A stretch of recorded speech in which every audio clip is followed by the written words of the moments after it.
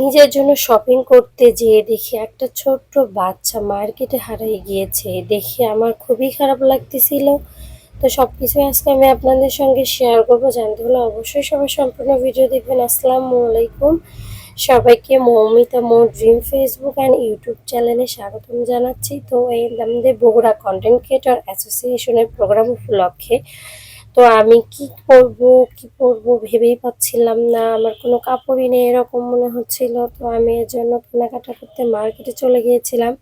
সেখানে যেয়ে দেখি ছোট্ট একটা বাবু খুবই কান্নাকাটি করতেছে, এদিক ওদিক ওর মাকে খোঁজাখুঁজি করতেছে। বাট যখন বাচ্চাটার আমি কাছে গেলাম তখন যেয়ে দেখি বাচ্চাটার মা পাশের দোকানেই মার্কেট করতেছে। বাট ওনারই ছেলে যে কান্না করতেছে এটা ওনার গুরুত্বই নাই, বা ওনার সঙ্গে যে উনি ওনার বেবিকে নিয়ে আসছে এটা ওনার দেখার মতো সময় নাই, এটা মনে হচ্ছিল। এত বেশি রাগ লাগতেছিল এবং আশেপাশের লোকজন অনেক ক্ষিপ্ত হয়ে গেছিল মহিলাটার উপরে। এরকম কেন করলো? আমরা কিন্তু মার্কেটে বড়রাই অনেক বিরক্ত হয়ে যায়। আর এখন যেহেতু প্রচণ্ড পরিমাণে গরম, বাহিরেই গরম, আমরা থাকতে পারতেছি না, মার্কেটে তো আরও অনেক বেশি গরম। তো এই গরমে কিন্তু বাচ্চারা কান্নাকাটি করাটাই স্বাভাবিক। আমি সবাইকে রিকোয়েস্ট করব, আপনারা বাচ্চাদের বিরক্ত বোধ করলে অবশ্যই বাচ্চাদের বাসায় রেখে যাবেন। এই গরমে বাবুদেরকে মার্কেটে না নিয়ে যাওয়াটাই বেটার, কারণ অনেক বেশি গরম। আর হ্যাঁ, আমি কিন্তু এই যে শাড়ির কালেকশনগুলো দেখতেছিলাম, কিছু কিছু দোকানদারের উপরে অনেক বেশি রাগ লাগে। যেমন এই শাড়িগুলোর প্রাইস অনেক হাই রেঞ্জের ছিল, আমার বাজেট অতটা ছিল না। আমি ওনাকে যখন জিজ্ঞেস করলাম যে এটার প্রাইস কত, উনি বলতেছে কমে আছে, দেখেন আপনার কাছে যেটা 3500-3800 টাকা, যেটা আপনার কাছে কম মনে হয় সেটা আমার কাছে অনেক বেশি। আমার কাছে ওটা কম নাও হতে পারে, আমার বাজেটটা হয়তো অত বেশি নাও হতে পারে। সেহেতু অবশ্যই আপনাকে যখন আমরা জিজ্ঞেস করব যে প্রাইসটা কত, শাড়ির অনেকগুলো খুলে মেলে দেখার আগে অবশ্যই আপনাকে দামটা বলে দেওয়া উচিত। তো এই যে অনেকগুলো শাড়ি দেখার পরে একটা পছন্দ হয়ে গেল। বাট আমি যখন শাড়ি নিয়েছিলাম, আমার এটার সঙ্গে ম্যাচ করে ব্লাউজ নিতে হবে। শাড়ি থেকে ব্লাউজ পিট কাটলে শাড়িটা অনেক বেশি ছোট দেখায়, কুচি অনেক কম হয়, এটা দেখতে একদমই ভালো লাগে না। তো আমি রেডিমেড ব্লাউজ নিতে চলে গিয়েছিলাম যে একটু ফ্যাশনেবল রেডিমেড ব্লাউজ নেব। বাট আমি এমন একটা কালার নিয়েছিলাম যেটাতে একদম শাড়ির কালারের সঙ্গে একদমই ম্যাচ করতেছিল না। আমি পুরো মার্কেট ঘোরাঘুরি করে একদমই পাচ্ছিলাম না, এবং আমি একদম মার্কেটের ব্লাউজে গোডাউনে চলে আসি, ওখানেও পাচ্ছিলাম না। অনেক কষ্টের মধ্যে কোনো একটা কালার নিয়ে নিলাম যেটা কোনো রকমের চলে আর কি। তো তারপরে কিন্তু শাড়ি নিলেই কি শেষ? তা না, শাড়ির সঙ্গে ম্যাচিং করে আমাদের ইয়াররিং নিতে হবে।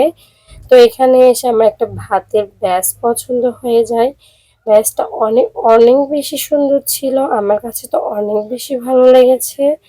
বাট এটা এত বেশি টাইট ছিল, আপনারা দেখে নিশ্চয়ই বুঝতে পারছেন।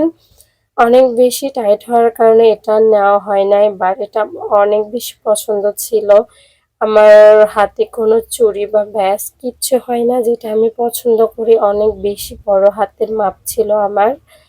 তো এই তো আপনার ভাইয়া দেখতেছিল। আমার সাধারণত যে কোনো জিনিস আপনার ভাইয়ের পছন্দ অনুযায়ী কেনা হয়, আর ও যে কোনো জিনিস আমার পছন্দ অনুযায়ী কেনা হয়।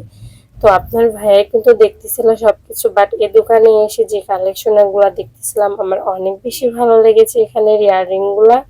তো এটা কিন্তু একদম ইউনিক ডিজাইন ছিল। আমি ফার্স্ট টাইম এই দুলটা দেখে আমার এক দেখাতে অনেক ভালো লেগেছে।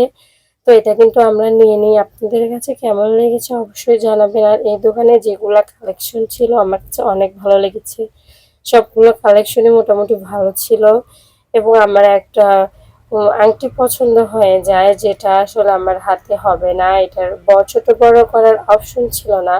বাট উনি বলল এটা কেটে দেওয়া যাবে নাকি, কেটে দিলে ইউজ করতে পারবো, এজন্য করে ওটা নিয়ে নেই। কিন্তু পরবর্তীতে আমি যখন পড়ি তখন আমার অনেক বেশি প্রবলেম হয়।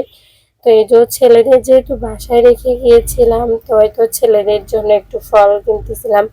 আর এটা ছিল কাঁঠালতলা। কাঁঠালতলাতে কিন্তু এখন বর্তমানে কিন্তু আমতলাতে পরিণত হয়েছে। এখানে কিন্তু প্রত্যেকটা দোকানে অনেক অনেক রকমের আম ছিল, এই যে আমাদের অনেক রাত হয়ে গিয়েছে, আমরা এখন সাতমাথা অনেক সুন্দরভাবে ডেকোরেট করা, অনেক বেশি ভালো লাগে। সাতমাথা আমাদের বগুড়া শহরের প্রাণকেন্দ্র।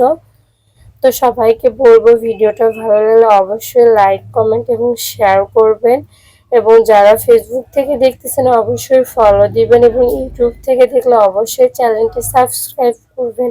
আজকের মতো এখানেই বিদায় নিচ্ছি। সবাই ভালো থাকবেন, সুস্থ থাকবেন। আল্লাহ হাফেজ।